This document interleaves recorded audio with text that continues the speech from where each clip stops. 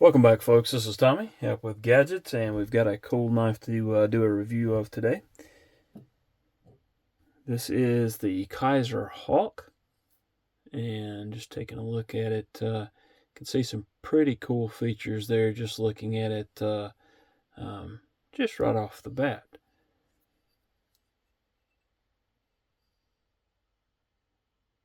So this knife is on loan to me from FredTheLug, and I really appreciate him giving me the opportunity to carry this knife, disassemble, clean this knife, review this knife, and several others. So I'm really appreciative of that.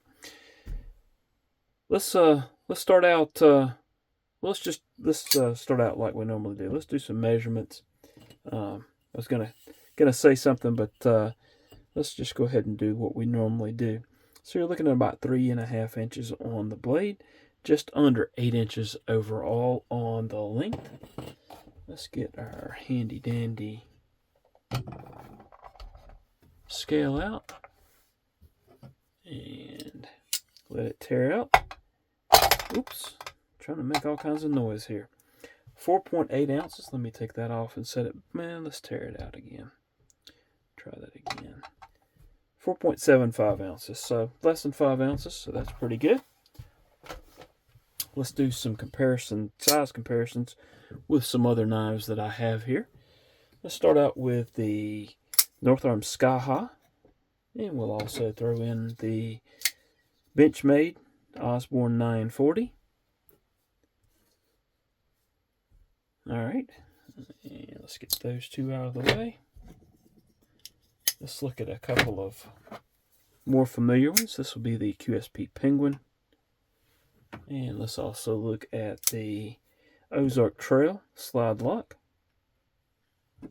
So you can see this is a decently sized knife. Alright, let's look at the Miguron Morial.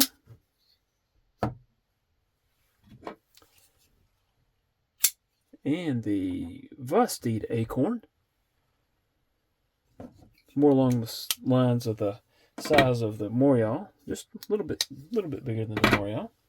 Let's look at the CJRB Feldspar, what I would consider a budget knife, and also the CJRB Pyrite.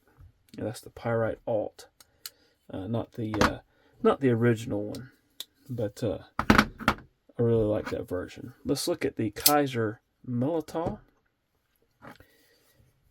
and also the Bergblade Sweeney. So you can see that Melitol's about the same size as far as length goes. Let's look at another Kizer. This is the Kizer Sparrow.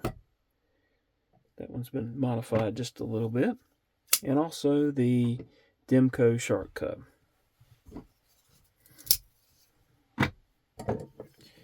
Alright, and then last, and certainly not least, this is the Microtech MSI and the Kizer Cyberblade. And as you can see, the Kizer Cyberblade is still smaller than the Kizer Hawk. So, one day I have a feeling I will get a knife smaller than the Cyberblade, but not yet. All right, let's look at thickness first. This is compared to the QSP Penguin. We'll look compared to the Benchmade 940. So both of these are a little bit thicker so far.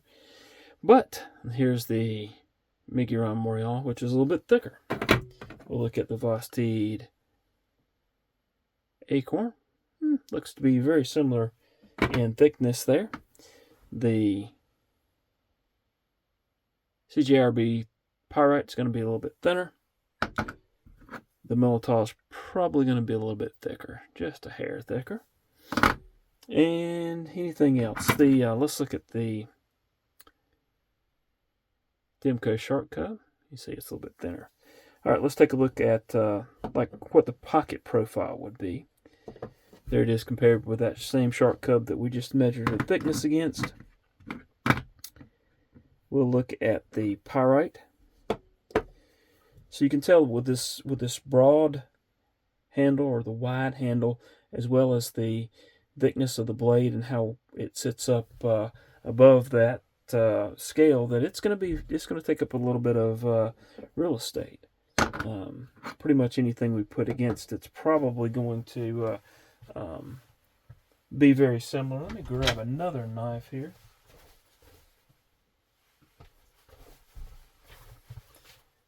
Set this one to the side. We want to keep that one there.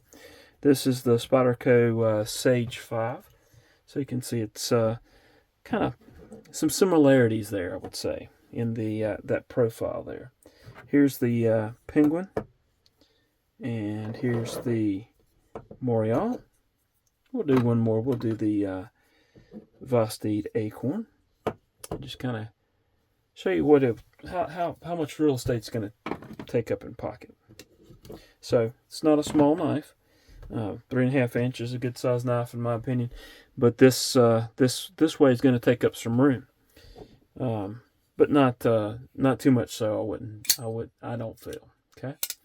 Blade steel on this one is S45VN. It's the CPM S45 VN, and in fact you can see it right there. Okay.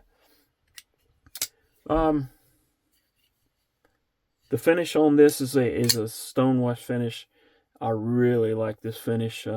Seems to hide, most use that you might throw at it, unless you're being just really crazy with the knife. Not a problem at all. It does have a lanyard hole, which is fairly substantial. It actually goes through the this copper back spacer. Looks really nice. I like the pop of color here on the pivot collars, as well as the back spacer, and of course you can see in there as well. So that looks really nice. While we're talking about it, this the titanium scales are really nice. You can see the micro milling there on the scales. You can see this frag pattern here on the clip side. And then here you can see the micro milling there on this side with those speed holes and the chamfering that goes down into the speed holes. I'm not a huge fan of the speed hole, but it seems to work fairly well with this particular design. Action on this, well, let's see. Yeah, let's go ahead and talk about action. Action on this knife is good. And I'm going to flip it open, and I'm going to hush so that you can actually maybe hear the how this knife sounds.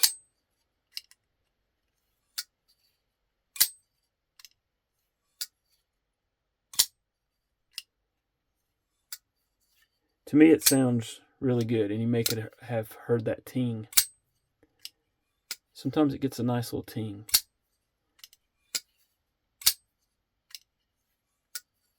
But acoustically, it sounds good. This is running on a, they're calling it a detent pillar instead of a detent ball. And if you want to look at that a little bit further, go on over and check out my disassembly and cleaning of this knife. And you can see that detent pillar that they have there. Somewhat similar to what Sharp by Design and some other makers utilize. All right, jimping. You've got some jimping there on the top of the blade. Nothing crazy. Nothing, it's not that aggressive in my opinion. No other jimping that I'm finding on the knife. You've got this frag pattern here, but that's just some texturing on the scales. Access to the lock bar is very good, as you can see here. Really easy access to that lock bar, not a problem at all. Your opening methods, of course, are going to be the reverse flick, the thumb hole, and you can also have a flipper here that you can easily light switch or push button without any problem. And just really well done. Detent's really good. Not a problem at all. I think it's really dialed in on for all the opening methods. So not a problem at all.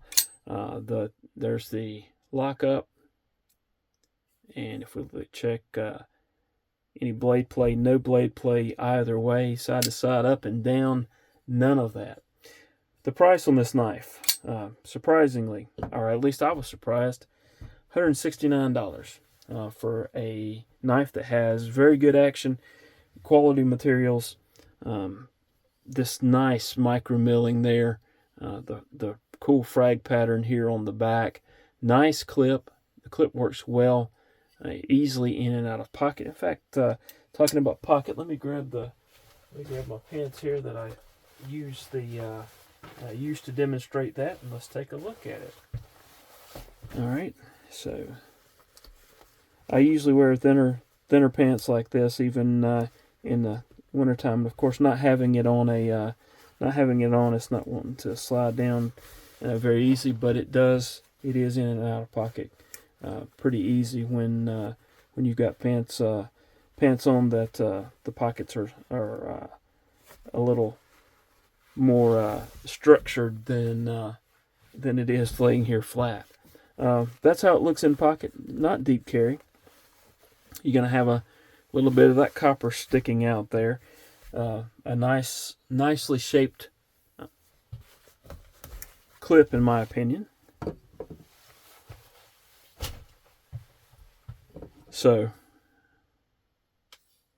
just that one screw holding it on, and it is not reversible. So this would be mainly for righties only. I'm not sure if there's a left-handed version or not. It does fit well in pocket. Again, as I mentioned, it does take up some space. But if you've got something else that's non-metallic in your right front pocket, if you're reaching in, it's not going to tear your hand up. These edges are nicely chamfered for the most part. I'm not really feeling anything there. In hand, it feels good. I do wish that it had a forward choil. I keep finding myself wanting to reach up and grab right there, and that's not going to work real well. But keeping it back here, it's a full four-finger grip for me with fairly large hands, and so not a problem at all. And I think I keep saying not a problem at all. So to sum it up, this would be a knife that I would recommend. Again, $169 for S45VN titanium with the nice milling on the scales with a good clip, opening methods, acoustics, all that. I'd say this is a winner in my book. So this would be one that I recommend. All right, appreciate y'all watching. Please hit that like button, subscribe if you haven't done so. Leave me a comment. Let me know what you think about this knife. Personally, I like it. I think it is going to be polarizing for some folks because of the differently shaped opening hole, but the blade shape is awesome in my opinion. And again,